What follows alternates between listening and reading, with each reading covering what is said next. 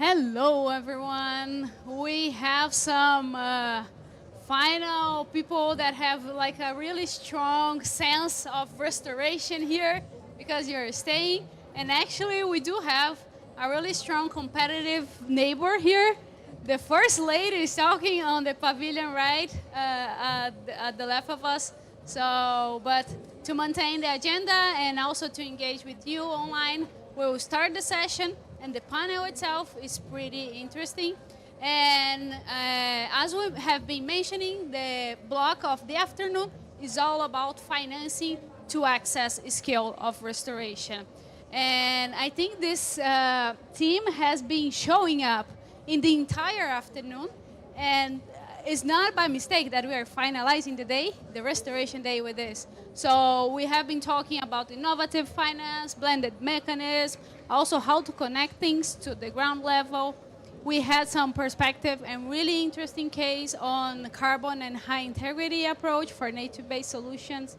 And finally, we will move to investing in nature, the role of corporate leadership in scaling nature-based solutions.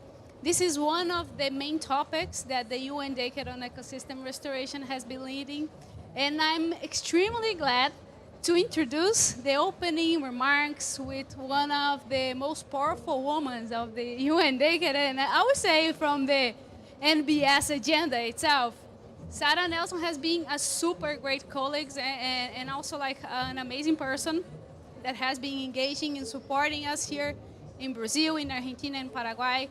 But she has always been like a great incentivizer of the restoration agenda. And she has been leading for like 3 years the business enhancement group of the UN Decade of Ecosystem Restoration, co-leading this with Tim Christopher. And they have been like changing the perspective of the corporate relationships on restoration. And she will give us some perspectives. And it's super nice to share with you. We were in COP16 talking about biodiversity. We talk a lot about synergies agenda here today as well. So I will have you. The floor is yours, Sarah. Sarah Nelson from KPMG, Head of Sustainability, to do the opening remarks.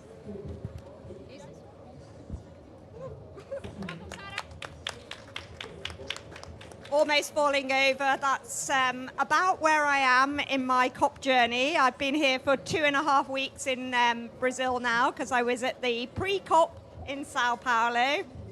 So I am quite tired. So if I fall asleep on the stage, then just give me a little nudge or maybe just let me sleep away here. Thank you, Taroom. It's been an absolute pleasure to be working with you as well. I've made a few comments, mainly actually because I am week 2.5 now, and if I just stood up here without any remarks, then who knows what I might say.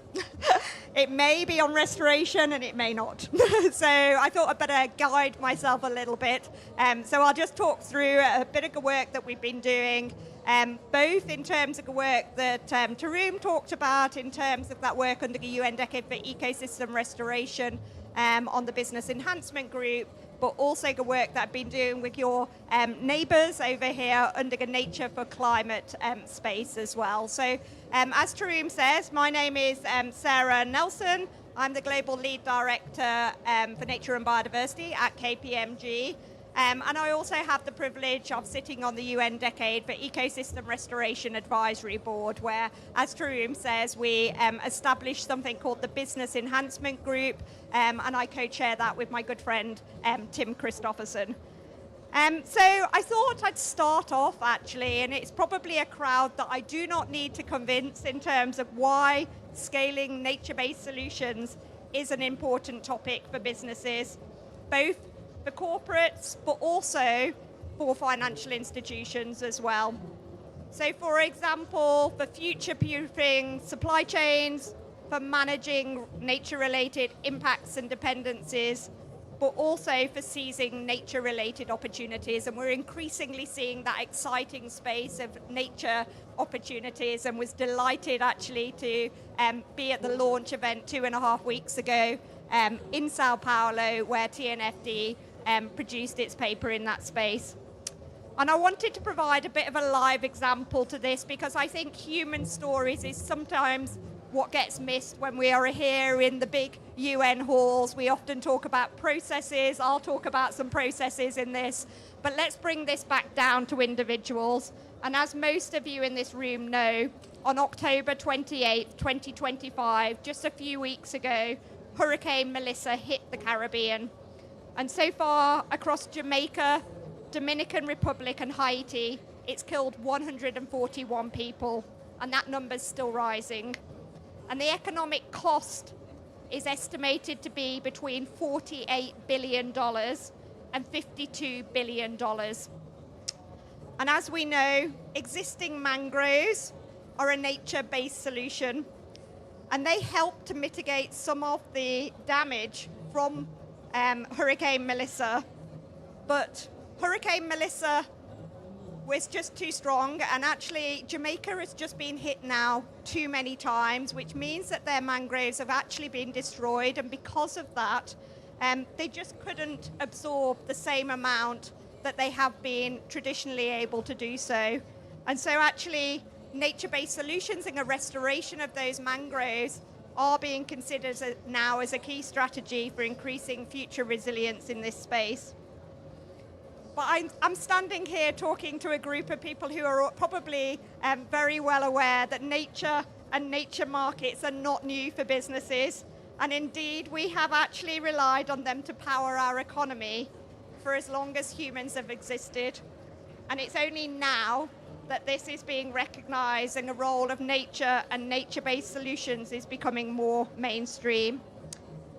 And as part of my role on the UN Decade, I've engaged in this topic through a number of different lenses. So firstly, as Tarun recognises, through the work that we've done on the UN Decade for ecosystem restoration through the Business Enhancement Group.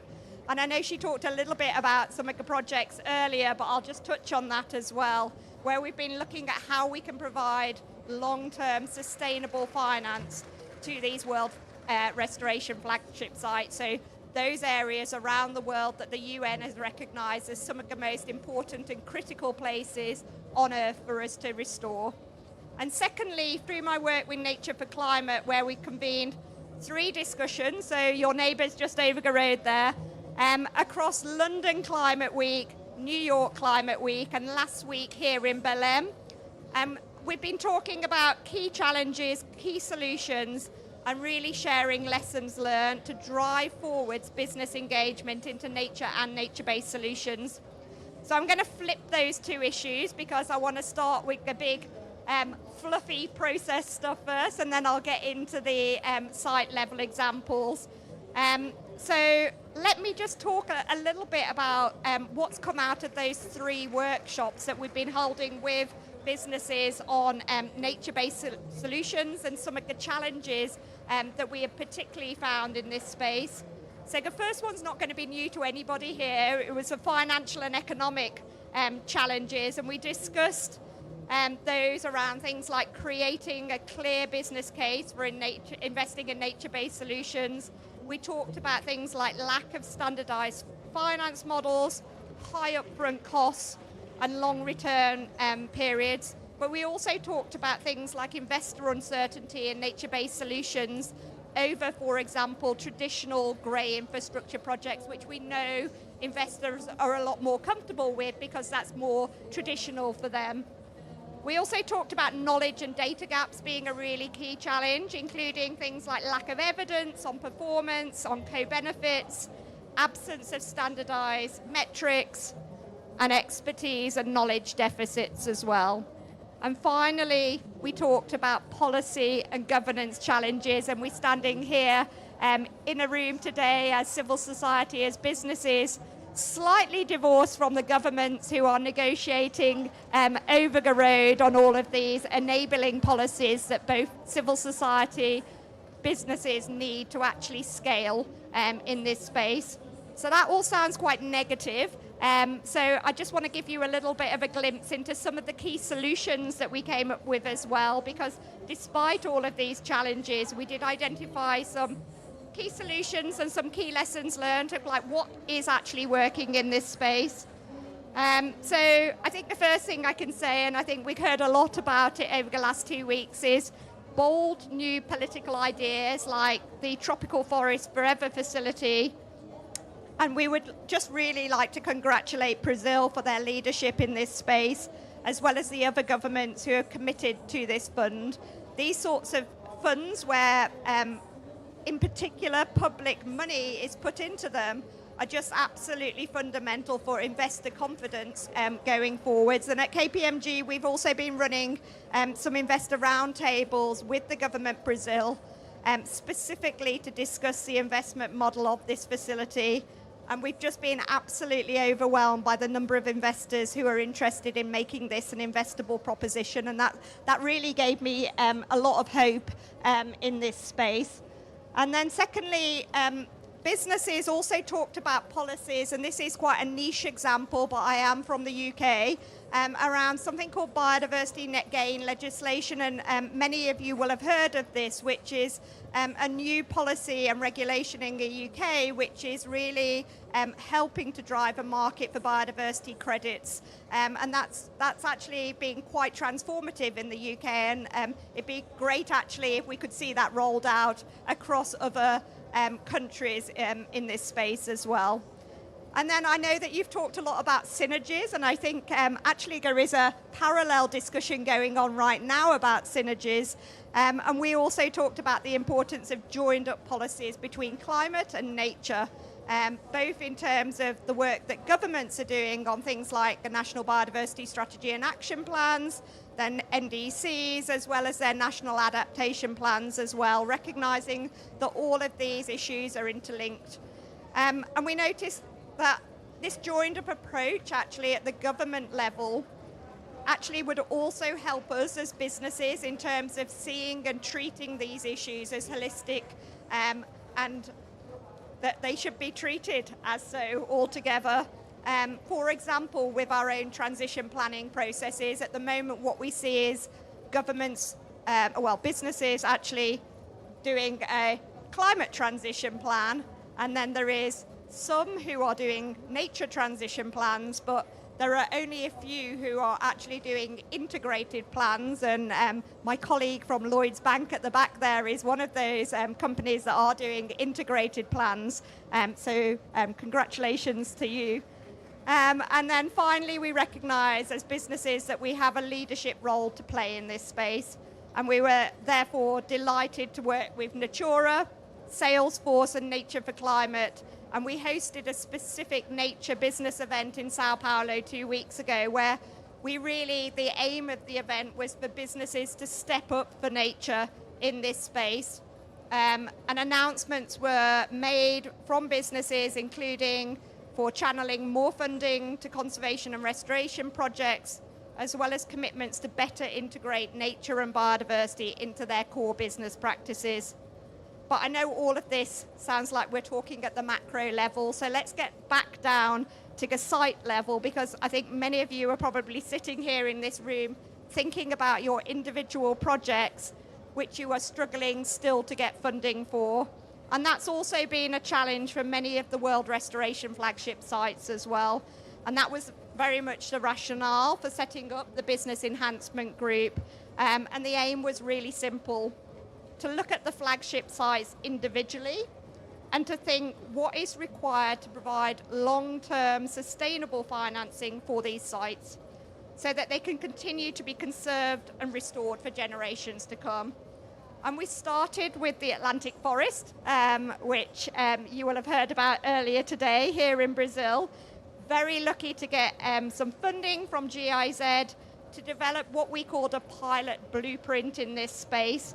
And that was to look what was required to restore the amazing ecosystem of that forest, but to also provide sustainable financing for it.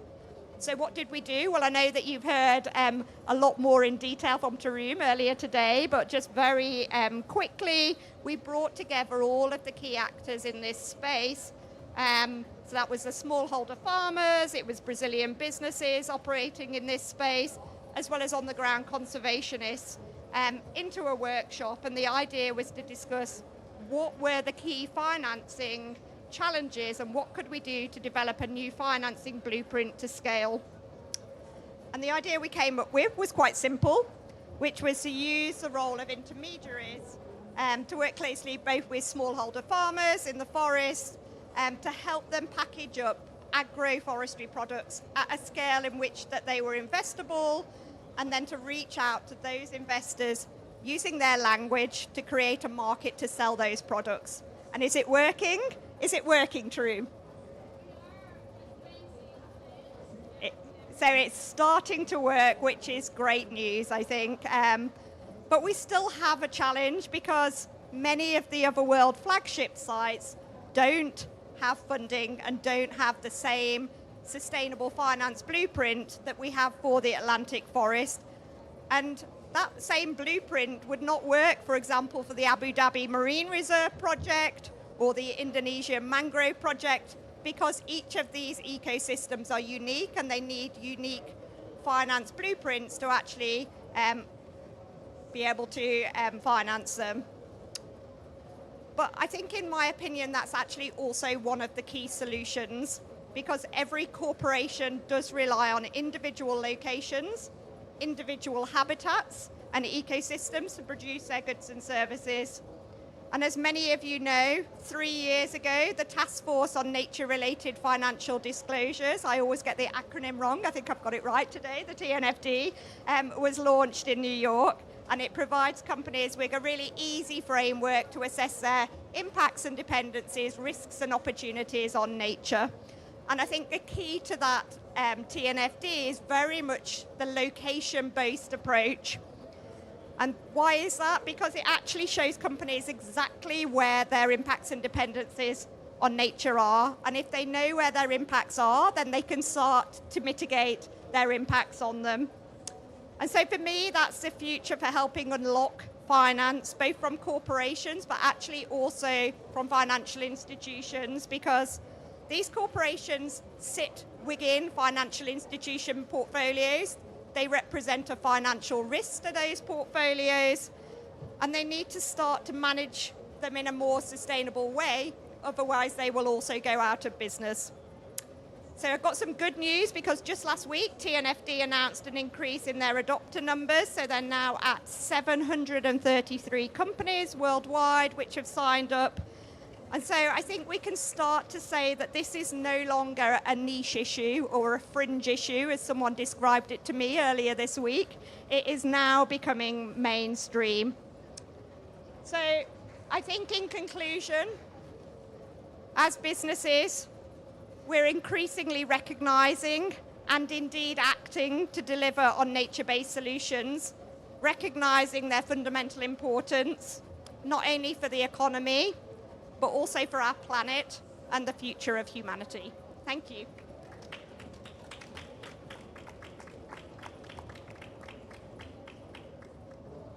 Thank you, Sarah. If that's you tired, wow, I really believe you can change the world when you are energized.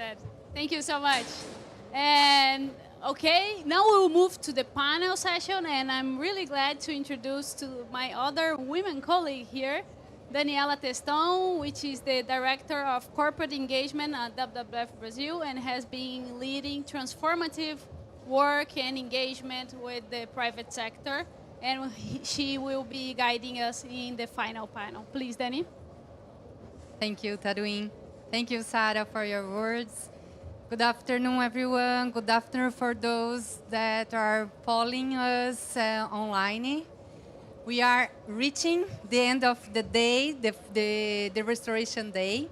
And I must remember that this is the COP of nature. So this is the COP of implementation.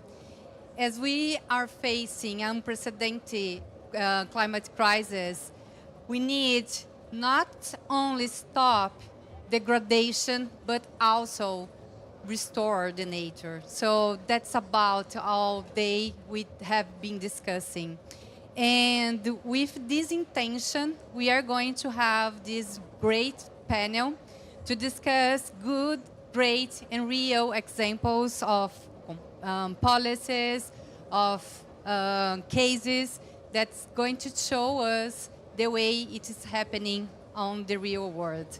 So I'm pleased to invite our panelists. The first one will be, let me see the list of our invitees. So, yeah, so the first one will be Carolina Carregaro. She's Director of Public Affairs at Nestlé. Then Victoria Crawford, Sustainability Expert at WBCSD. Arinet, our Conservation Director at WWF and leading our VELEX partnership. And Josefina Varela, VP and Deputy Lead on Forests at WWF US and WWF Denmark. And Rodrigo Tosta, Coordinator of Environment at BNDES. Thank you so much.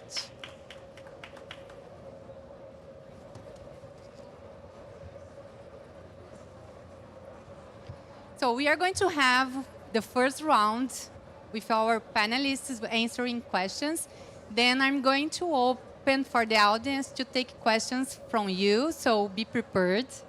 And then we are going to have a second round to final comments to wrap up this session. So starting with Carolina, as I mentioned previously, corporates have a key role to speed up the regenerative economy. We would like to know more about what Nestlé is doing in this direction, and how can large global companies such as Nestlé accelerate the transition to regenerative production models, agroforestry, restoration, aligned supply chains, and nature-positive sourcing, both within their own operations and across their supply chain. Okay, thank you so much. Thank you for the invitation. So, Tahini, in the name of WWF, and thank you for the words for the opening session, Sarah, and thank you, Daniela, my colleagues. Good afternoon. So, well, it's a challenge to answer this, but talking about Nestlé, so Nestlé is the largest company on food and beverage in the world. So considering the size of the company, and we are dealing with 500,000 farmers all over the world. So only in Brazil, we are dealing with 15,000 farmers. So the purpose of the company, and we understood as the size of the company and the role and the responsibility that we have, is a matter of risk business resilience. So everything that we are doing, and Sarah quoted, it's an important what she quoted, because you need to shift the way, and you need to rethink the models that you operate, and you need to do this for the whole value chain that you operated. So considering this, the purpose of Nestlé is working to transform the food systems, and especially in agriculture, because 70% of our GHG emissions comes from agriculture. So we are talking about the use of land and all the ecosystems that it's embedded within. So we're talking about forests, we're talking about restoration, we're talking about biodiversity, water management. So considering this, our goals is to change this, but we need to work together with the farmers. So our programs on the three main chains that we have, like globally, on dairy and coffee and cocoa, we have programs on regenerative agriculture, but it's when we say this, I think it's important to mention what it means, regenerative agriculture, because we are talking about a lot of indicators that we have, and they are based on science. That is one of the challenges that we have that Sarah mentioned. The second one maybe regarding metrics and regarding harmonization, because we don't have this in a global level, but it's really important that what we are doing, we are measuring, and we are doing this with third parties and science. So we have these indicators, we are measuring, reporting, verifying, but we are doing together with them. So we provide technical assistance, we provide capacity building, and we are doing this through financial incentives because we have to measure, but you have to stimulate, and it's not the farmer is not going to do this alone. It's a risk that we are sharing with him. So it's really important to do this transformation together. So I would say that we are doing this directly in part of the chains, that we are dealing directly with the farmers, but sometimes it's important to do through your supply chains. So for example, for cocoa, we don't buy directly from the farmer. We have the trader and the grinders in between. So you need to work together with your value chain to do this. So we understood that it's not something that we're going to do alone, but it's really important, and the role of large corporations probably is to provide more vehicles to do this together, but especially partnering with third parties. I'm saying this like we have WBCSD here, WWF, we need science. So we need to provide this to work through the systems. And we also need to support, for example, we're dealing, in Brazil, we have, in many of the chains, we are dealing with smallholder farmers. So when we're talking about 5,000 farmers in Brazil, sometimes they think, oh, no, it's Nestlé, it's probably large farmers. No, we have like small and medium and sometimes smallholder farmers. So it's, you need to have all the programs that you have, but you need to understand the context and the territory of the chain, the biome, the specific conditions that you have in this region. So it's not one size fits all, but it's something that we need to work together through our value chain in order to do this. So that's why it's so important, because it's, in the end of the day, you need to do this for the aspects not only about environmental and social, but especially economic. So you need to maintain like the three main pillars of this transformation. For sure, this is a balance among those of them. And of course, the problems are systematic, and the solutions must be systematic too. So we need to collaborate to find the ways to solve the problems that we are creating. So that's key, to have partners and work in that as the way we work as WWF. So good to hear that. And Victoria, I would like to know more about WBCSD, and because your perspective is about coalition, corporate coalition. So could you explain a little bit more about what is you are doing in this way, and how is supporting companies in moving from commitments to concrete territory level actions, and what mechanisms ensure transparency, measurability, and tangible biodiversity and climate impact at scale? Yeah, great, thank you. So WBCSD, World Business Council for Sustainable Development, is a business membership organization, and we work with 250 plus of the world's leading companies, including Nestlé, to support the sustainability transition. And I think like what we're really seeing over the last few years is this increasing urgency to address the sustainability challenges in company supply chains. So as an example, in 2024, there were 58 natural disasters that had an economic cost of more than $1 billion.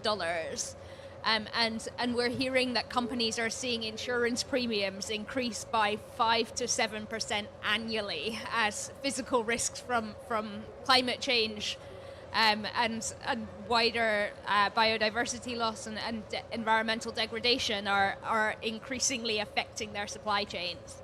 So it's becoming an urgent business imperative, and a real recognition that investing in nature is a way to proactively build resilience and manage risks. So what is WBCSD doing to support our members to manage this? We largely do two types of work. So the first type of work is helping companies to improve their own sustainability performance as individual companies. And we do that by developing guidance, developing tools that companies can then use across their operations. And the second type of work is facilitating collective action. So where we bring together a group of companies to work on a joint solution for something. And I think Carolina has teed me up nicely to talk about some of those. So to your point around the challenge of the lack of alignment around regenerative agriculture metrics, this is exactly the type of work that we would do, bringing together a group of companies to build convergence, build alignment on what the outcomes are that companies should be working towards, deliver this as guidance for companies. So this year, for example, we've published guidance on MRV for resilient agriculture metrics, but also to advocate for convergence across the ecosystem as a whole. So ensuring that these are taken up into standards, that they inform blended finance, that they're used by policymakers, so that a company like Nestle is getting clear signals from all of the different partners that they work with towards the same set of outcomes. And then on the second type of work we do on driving collective action, an example of this is the Landscape Accelerator Brazil. So this is a coalition that we've been building over the last 2 years. We have 15 companies part of it, but also a wide range of partners, so financiers, the Brazilian Ministry of Agriculture, farmer groups, civil society, full range of partners. And this group together has developed a shared investment strategy for regenerative landscapes in the Cerrado in particular, which aims to, they aim to work together to invest $1 billion as part of a wider effort to mobilize $5 billion of co-financing to transition 50 million hectares, so that's about the same size as France, towards regenerative agriculture. And the thing here really is that this doesn't work as an individual company. It really needs collaboration across the value chain, so better sharing of costs, better sharing of risks, to be able to make the economics add up and for us to be able to get to scale, but also to be able to take a landscape approach to drive greater impact, building resilience for all of the players across a landscape as a whole. So with this Landscape Accelerator Brazil, the coalition have identified an action plan which they're going to take forward next year, which is working on 3 component pieces that are needed to scale investment.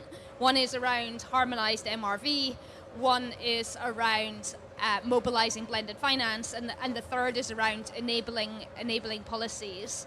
And so the group moving to next year is moving from the kind of planning stage to the implementation action stage to really take this forward and show in practice from this example from the Cerrado of what collective action needs to look like around the world. So that's the kind of 2 approaches that WBCSD takes. And to the kind of final point on the mechanisms, I think the mechanisms for both transparency and for impact, it's around greater collaboration across the value chain between public and private sectors. It's around having the right MRV systems in place, having the right financing partnerships in place, and having the right enabling policies. So we look forward to continuing to work with you on these kind of key enablers of success and nature restoration. Can I just break the protocol and to add something what Victoria is saying? Because it seems like it was so easy to do this. It was like workshop and sessions. This work on the lab, the MRV on the WBCSD was a tough work, but the lab, because I'm working the 2 projects, so I know my team and the teams in the global, but this lab one, the work of WBCSD was really crucial because collected all the parts involved. So we're talking about academia, we're talking about companies, we're talking about banks, we're talking about the government, we're talking about farmers, and we were doing like so many sessions and working together. And then we needed to visit Cerrado, and we need to do the work on the ground. So we did this together, all of this group. It was so crazy, people from all over the world. So it was really, really important to have all of them on the ground, and so many data and so many things. So it's important that this agenda, it's a pre-competitive agenda. So when the companies and the corporations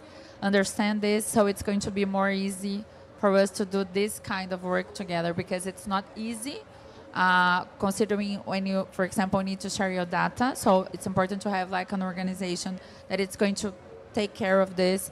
But we need to have like an open space to discuss this jointly. So it's really important. Thank you so much.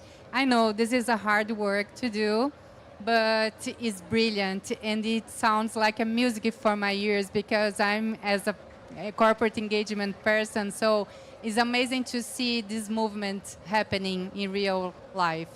So, Arinette, so Velux has been committed to reduce its GHG emission by applying different strategies. So, Velux has been a long-standing WWF partner and is globally recognized as a benchmark to high-integrity restoration. Please tell us a bit more on what we have been doing and what key lessons can be drawn from turning net zero commitments into tangible, on-the-ground action. Thank you. Maybe just to introduce Velux. Velux is a family-owned company from Denmark that is producing windows. And it's turning 100 years in 2040, and it decided that by 2040 it wanted to be carbon neutral, not only by today, but basically all the emissions they've done during the 100-year period they've been producing windows. So we partnered up with Velux, and I think I wanted to share this example because I think it's a really inspiring example of high integrity and high quality forest carbon projects, how it can be done in practical terms. What I think is really important by this specific partnership is that we are working both with high quality demand and high quality supply in the carbon market. So when we talk about high quality demand, we're talking about a company that is already SBTi, is reaching their targets. So it's not enough to buy credit. You need to reduce your own emissions, reduce, and then there might be a small margin in the end. And this is where we can have discussions about the forest carbon projects. It's a long-term partnership. We're partnering up with 20 years, so it's also, and it's a very decent partner to work with, I would say. But we also need to work with high quality supply, and this is on our end. We need to develop projects that is not just planting trees, but is actually also showing real impact in terms of carbon, of course, but also on livelihoods, on biodiversity, and on climate resilience. So it needs to benefit the people that we're working with. And in this specific partnership, what we're doing is we have external partners to verify the carbon credits, but as soon as they're verified, we retire them, and then they're donated to the country so they can report it on their NDCs. So we don't put credits on the markets. So Velux is actually financing the carbon reduction, but they don't own the credits. So in that way, it's a quite unique partnership. And I think what we're seeing now is that we're moving from a company that gives a commitment that we're actually seeing action on the ground. So by now we are doing restoration. We are restoring almost 2,000 hectares of forest, both tropical rainforest in Uganda, but also mangroves in Madagascar.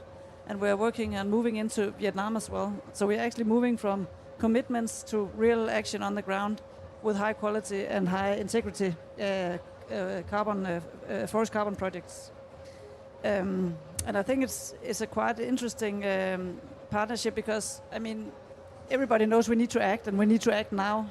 And here we actually see some corporates who are willing to do and go in front and develop these kind of partnerships.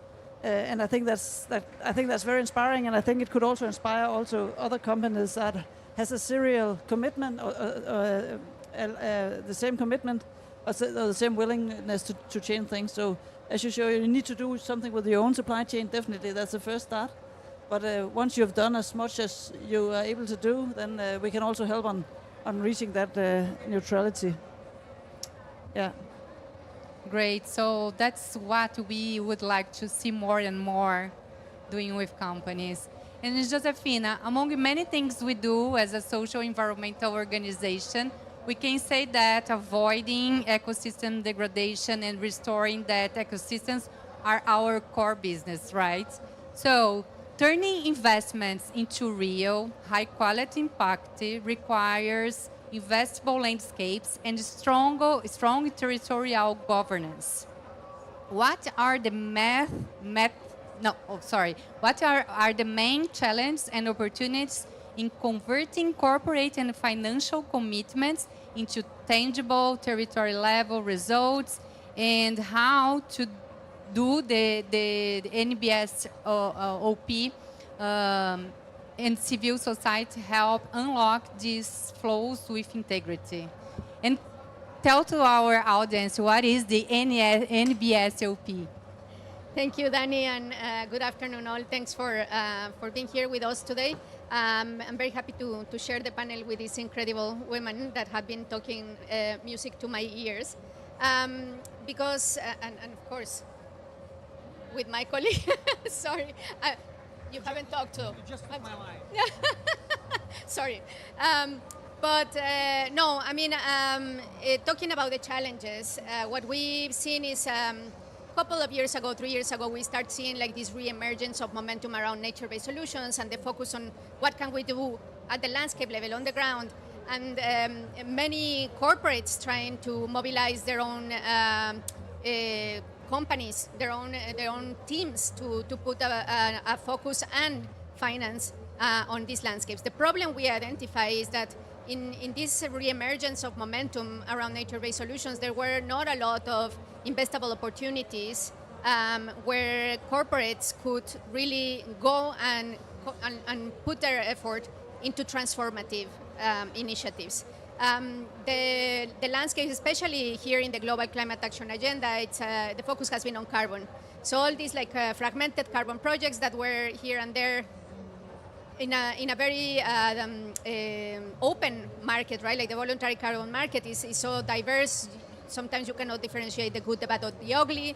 And sometimes you have beautiful projects that are excellent, but they are not taking into consideration the larger scale in which these projects operate. So not taking into consideration the drivers of deforestation, degradation. So what is the durability of this project in the long term if you are not addressing those drivers and taking more like a landscape strategy?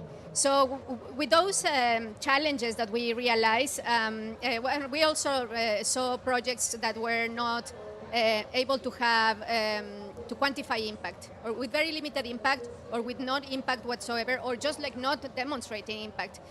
That was like a barrier that we realized for our corporate partners. It was like, well, how can I invest in something that I don't know what is going to yield?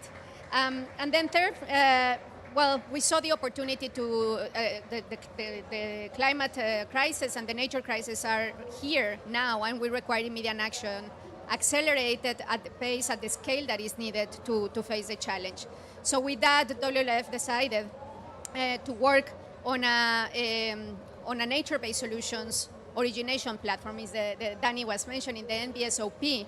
And what it is really an effort that WWF started to be able to design, structure, and finance high-quality, high-integrity interventions in the landscapes we care the most. So we can take these landscapes, we can shift their paradigm and take them to the sustainable development pathway we need to see in these places. So where we can have results for climate, people, and nature.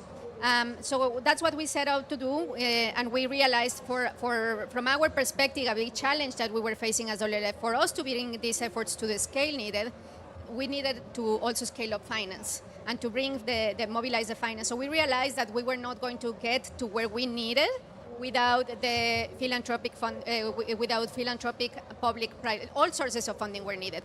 And how we could become a little bit more sophisticated at mobilizing and presenting the opportunities to leverage more sources of funding that will coalesce and land in a given landscape, so we can really produce that shift of towards sustainable development. So that was our main goal, to transform these entire landscapes and generating benefits for people, climate, nature. We also realized that in many cases, in our experience of analysis and some efforts we have done, including with Olaf Denmark, that if you want to have an impact, corporates may be interested in different things. If carbon is the interest, the only way you can deliver durable, high quality, high integrity carbon is to put an effort and put people and nature at the center, or at equally in the design of the opportunities. If you only take carbon as an entry point, we realized that it was very questionable if we were going to be delivering these durable interventions, especially when we are talking about carbon impacts that will be like 30 years, 100 years. So you have to get it right for people and nature at the same time. So in any case, we wanted to not only put out there our leadership of thought and analysis, we also wanted to go out and demonstrate what good looks like. So today,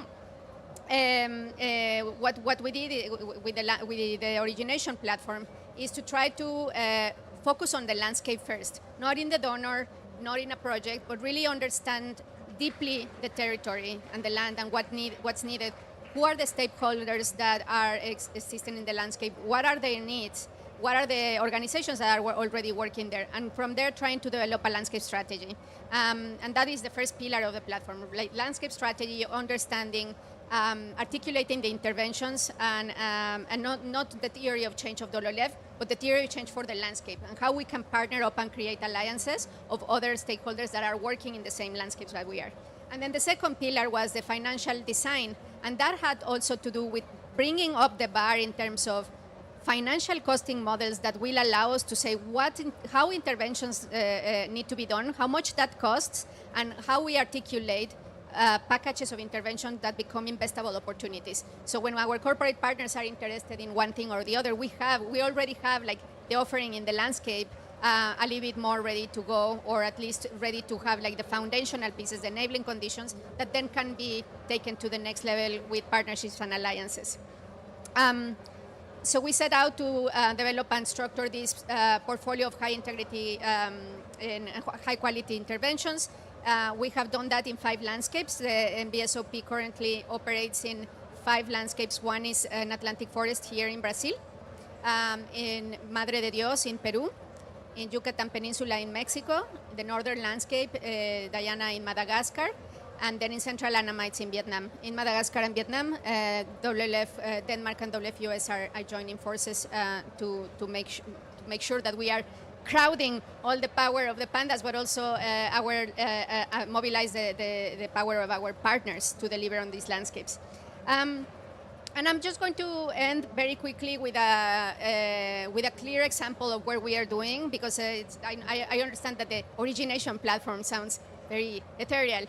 But what we are doing, for example, in Yucatan, I'm not going to try to talk about Atlantic forest, because I have my Brazilian brilliant colleagues here that could be doing a better job. So I chose Yucatan because I'm from Mexico, and I just want to give you a different flavor. So with Yucatan, what we did, we picked Yucatan Peninsula because it's an emblematic landscape due to its natural and cultural resources. It is home of many biodiversity species, but also home of the Mayan people that have been there living in the landscape in relationship and developing the relationship with nature for centuries. This landscape is essential for water and food and climate security of millions of people in Mexico, and there's many companies that interact also with the landscape. So what we did is we work as part of as I mentioned, an alliance with other organizations that are working in that landscape. And we partner up with HP, one of our main corporate partners, to really bring the strategy of the landscape to the next level, and to be able to help us to do the stakeholder mapping and to scope the interventions that we have now. And these three interventions, to become more specific, are three right now that we have in the peninsula of Yucatan. One is we want to make sure that we permanently protect 15% of the Yucatan Peninsula. We are talking about 400,000 hectares that will be permanently protected through our this financial mechanism called Project Finance for Permanence that will secure that those hectares will be protected to perpetuity. Then we have, and of course the funding will ensure that those protected areas will become effective in their management, but that they also are involving sustainable livelihoods for people. And we will promote effectively biodiversity protection. The second intervention is the corridor restoration and community center management in the Selva Maya, and that has to do with rebuilding and rescuing traditional practices in agriculture that have been very, very good and very compatible with environmental protection that were promoted by the original Maya community. So we're trying to rescue those practices to make sure that the production is sustainable and is done well and is bringing back the traditional knowledge of indigenous peoples. And we are also making sure that we are connecting the intervention one, which is protection, with the restoration across this protected area. So we are creating corridors to ensure that the jaguar that exists in the Peninsula of Yucatan can move around, and we're hoping to increase 5% as a minimum the population of jaguars in that area. And the third intervention very quickly is just like the restoration of the mangroves, because the coast of Peninsula of Yucatan encompasses 60% of the mangroves of Mexico. So it's very important to work on the protection and restoration, also because you will have then the impact for the communities that are very vulnerable to climate effects. So I'm going to stop there, but happy to answer any more questions. I have more to say about the measurement and transparency and the need to have these indicators and this metric system that is super clear, robust, and that encompasses a variety of values, not only carbon, but what are we achieving for the well-being of people and what are we achieving for nature conservation. And our metrics approach has like 60 different indicators, and of course in different landscapes, different indicators will be more relevant than in others, but we are trying to push that level of rigor to give confidence and certainty to our corporate partners that they can come and invest in these landscapes with the reassurance that they will get actual measurable impact. Thanks, Dani. Yes, thank you. So accountability is key to make it transparent and to reach out to other investors to be part of this big challenge. I hope we can extend the NBSLP for Cerrado as well. And if you want to know more about what we have been doing in Atlantic Forest, please reach out to Taruin. She's our lead in this work. And I left Rodrigo for the last, not because you are the only man in this, among these wonderful women, but because I'm curious and to know more about what a public bank can do to create enabling conditions and incentives to scale up corporate actions on this matter. Public policy, incentives, and blended finance are essential to mobilize private sector action at scale. Which instruments have proven most effective, and how can Brazil strengthen its leadership in advancing public-private solutions for nature-based solutions? Thank you, Daniela. And I am going to steal back my line here. It's glad to be here with such powerful women in this panel. No, it was great to be the last one to speak, because I just wrote a few things down here that I think that really are important, and each one of you mentioned here. Just trying to answer your question first, Daniela. Well, public policy, at least for us as a public development bank, it's our umbrella is where we operate. Without a public policy, we cannot operate. So it's mandatory to have something that the government says, okay, this is your path here, follow it. So we will be implementing that public policy. So it's very important for us. Incentives. BNDES is probably one of the development banks in the world with most incentives to small farmers, small companies, small medium companies. But we are a big bank, so big that we cannot operate on such a small scale. So we need to have all the commercial banks operating with us in partnership so they can reach those small companies, medium companies, and farmers and, well, people in general. And you mentioned about blended finance. My personal opinion, blended finance is what we need to reach a scale with small companies, small entrepreneurs, and to have that reaching the market. Because otherwise we will not overcome one crucial barrier: guarantees. The market does not like to lose, so we need guarantees for them to put their money there.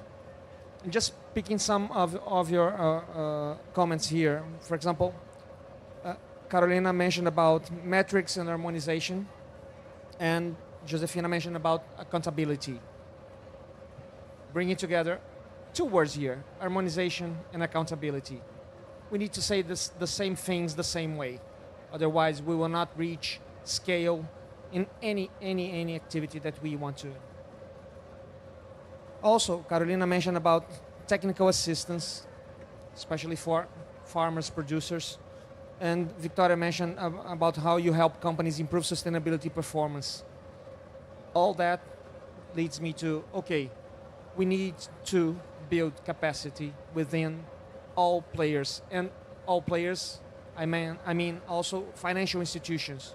Because many times we go and discuss with someone and say, okay, guys, I took my project to Banco do Brasil, to Bradesco, and then when I get there, they don't know how to assess my project.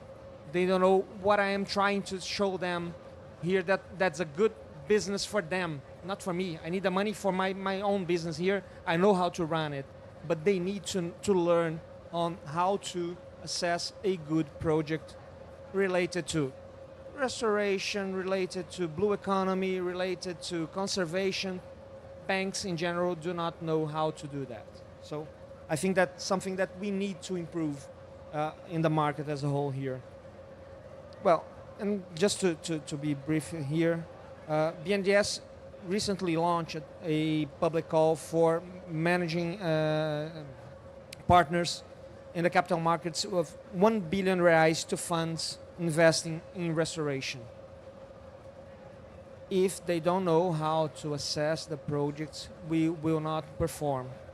That money will not reach who needs the money to improve their projects, their production, and of course, to Nestlé, to Natura, to any company who relies on social bioeconomy, supply chain, they will not have it secured. I think Nestlé is doing pretty much the same thing that we know Natura. I'm just speaking about Natura because it's one of the most famous cases here in Brazil. And they do that very, very well. So I think that Nestlé is going the same way by what you said here, Carolina.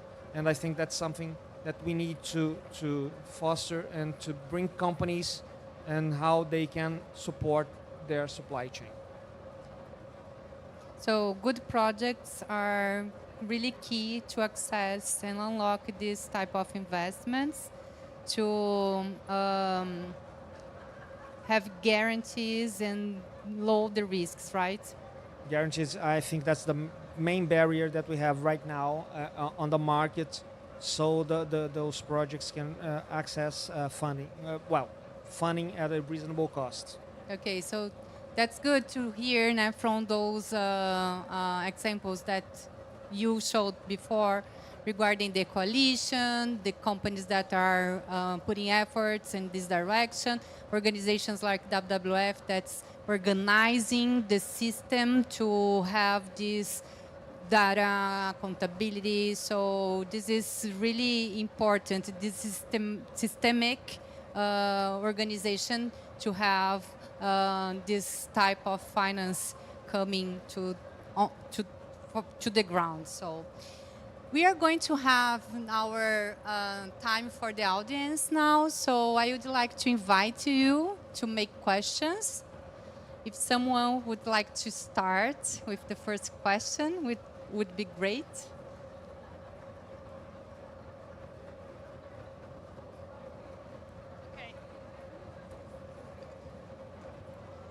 Hello, I was in WWF for many, many years. And until 9 years ago, I was in WWF Japan, 25 years. I was also in the Red Plus team, so I know very well. But now well, for full disclosure, I'm also now in TNFD. It's Task Force Nature Related Financial Disclosure. So I'm closely working with corporate side and financial institution side. But my question now here is rather as ex-WWF, because now we are discussing a biodiversity credit very much about the kind of vehicle of the investment in nature. So my question is, all of you, what's your view about biodiversity credit to increase the invest in nature from financial institutions and corporate side? Well, thank you so much for your I didn't hear your name. My name is Mikako. Minato. Okay, thank you so much for your question. This is probably our view for the. I'm not saying about Nestle, but you asked about my view. So, but regarding what we are doing, what we are seeing, so when I mentioned Nestle in the beginning, that we are doing the projects like to transform the food systems and agriculture, what we do believe. So we are doing like in setting, and we are not, for example, it's not that Nestle is not considering carbon credits, but considering our role, our responsibility, and what we need to do, we need to rethink the business relationship. So it's pretty much doing the things to reduce GHG emissions and to remove carbons. And of course, you have projects you are measuring, but when it comes to all of the other things and the challenges that we pretty much saying here related to nature-based solutions, these things that we are measuring, for example, we have indicators on biodiversity, on our framework of regenerative agriculture. So this is, and the projects that we have, and the maturity of the projects that we have for the past 4 years that we are measuring on the ground, we are seeing a lot of improvements. And when, for example, the farmer reduce many of the things that he's using on chemicals, on soil, the way he's planting, and many of the things, this is really much reducing costs and raising profitability. So in the end of the day, you are measuring many things. Of course, when it comes to biodiversity and all of the things are above the ground, we still have a lot of data and science that we need to work on. But probably if we want to unlock these mechanisms of blended finance, we need to start to discuss this in a matter of a finance aspect to have like the credits of biodiversity in the balance sheet, and then we are going to discuss in a new perspective way. So in the end of the day, for us to be in this stage, first of all is the science part. So that's why Nestle is so focused. So for example, here in Brazil, we have been partners for almost 30 years of Embrapa. It's a public research company here on science.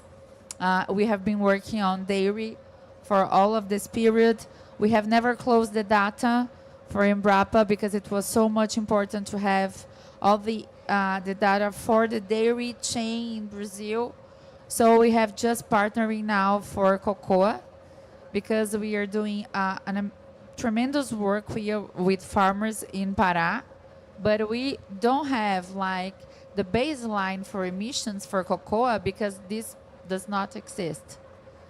So we have just working this and we are partnering this. So first of all, I do think what you asked, probably it's going to be the future, but we need to have all this pathway. So that's why for Nestlé it's important to invest on science, and it's important to do this in a coalition and to work with other partners. But especially it's important to work on a landscape approach, because we understood that the projects that we are doing are to have them in a scale. We need to work more closely to the value chain and to the other partners to do this in a scalable way. So probably you're talking about the future. I hope it's not so far, but we're still working on science to do this.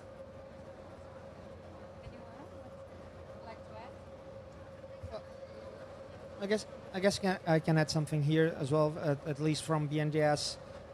BNDES launched last year a public call for coral reef conservation and restoration, and it's up to roughly $35 million in 12 projects.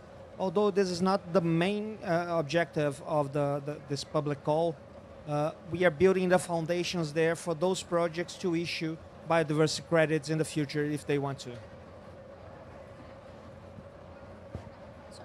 And Mikako, how are you? We come a long way. It's an interesting question. I think I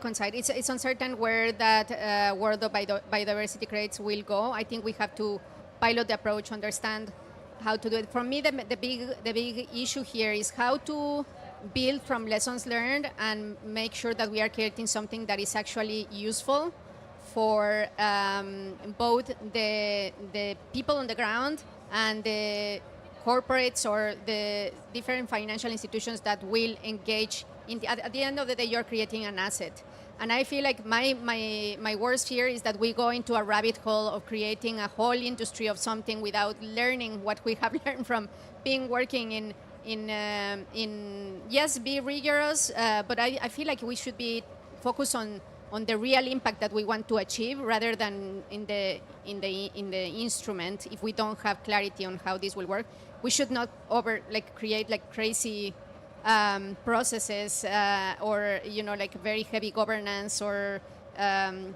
industry around biodiversity credits. I think we should focus on the impact. What is it that we want to achieve, and what is the best way to achieve that result, if that makes sense. Any other question? No? So, to end our panel, I know you already touched in many important points and share great examples on how to put it in real. So, I would like to have the final question for everybody here. From Carolina to Rodrigo. From your perspective, what essential conditions need to be in place to ensure that investments flow into territories with confidence, enabling high integrity, scalable restoration, and nature-based solutions? Well, I guess many of the things that we have already mentioned, but I would, if I have just to mention the main ones, I would say that we do need to have the metrics, and we have harmonization, and then we need to have all of these translated into a public policy. Then it's going to have all this framework enabling more investments.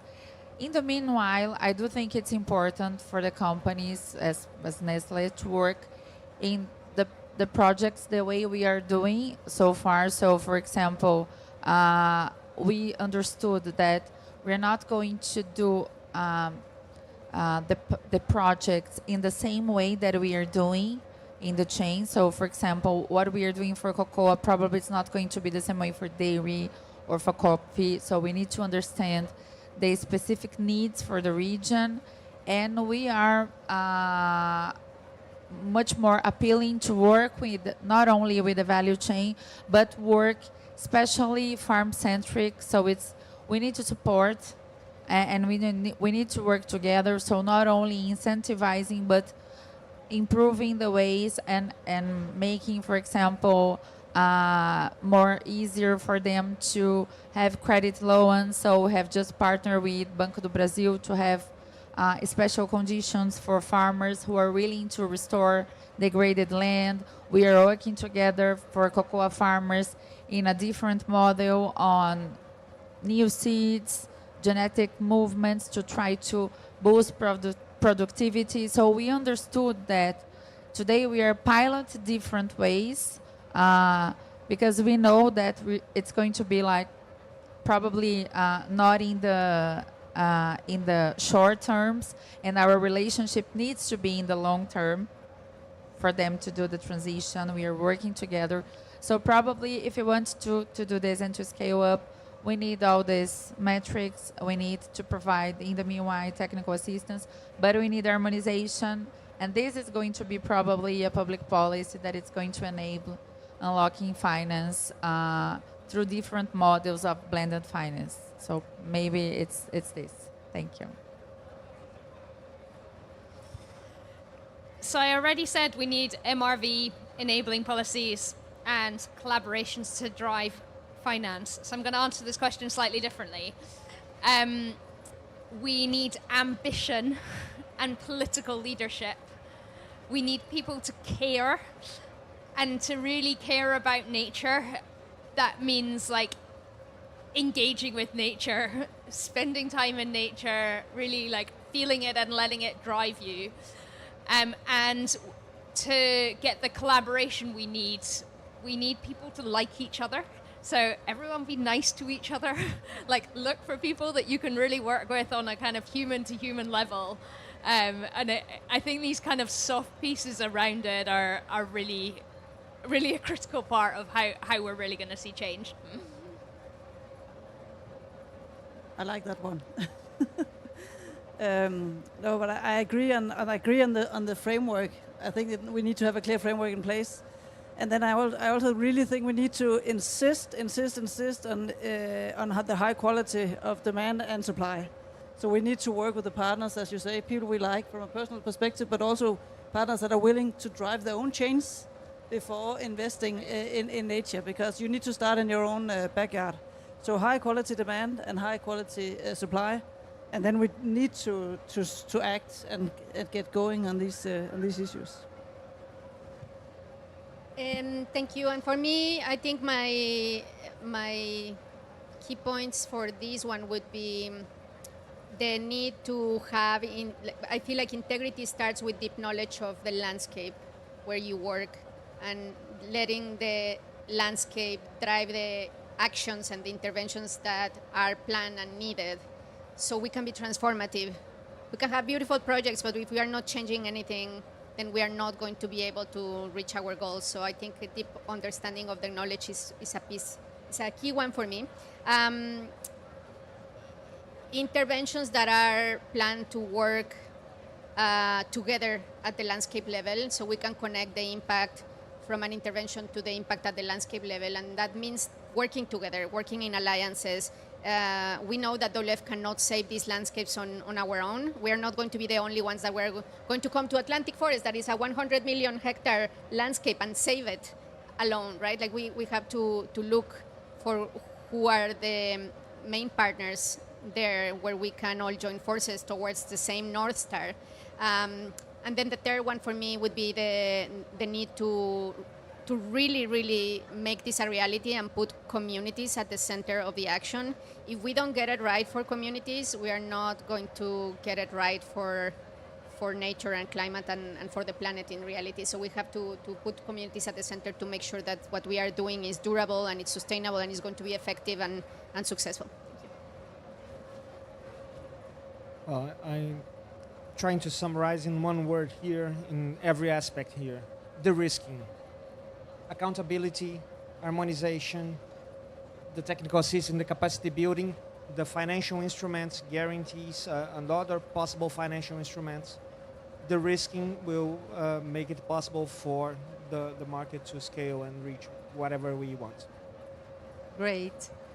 And from my heart, I thank you for your generosity to share your knowledge, good examples. I have met wonderful people these last days here at COP. So I think we are ambitious enough and we are here doing many, many great things. So let's keep this momentum alive because we are paving the path towards regenerative and inclusive economy. So together, possible. Thank you so much.